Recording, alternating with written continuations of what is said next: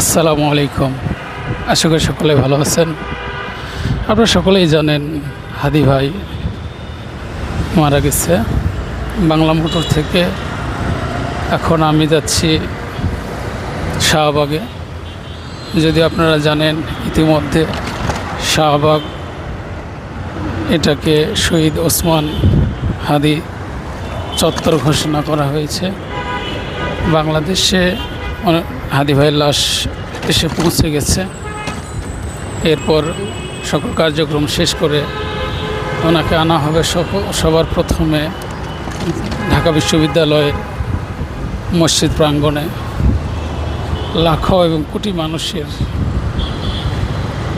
প্রিয় হাদি ভাই, সকলে হাদি ভাইয়ের জন্য নামাজের পরে দোয়া করবেন, আল্লাহ যেন ওনাকে ভালো রাখে।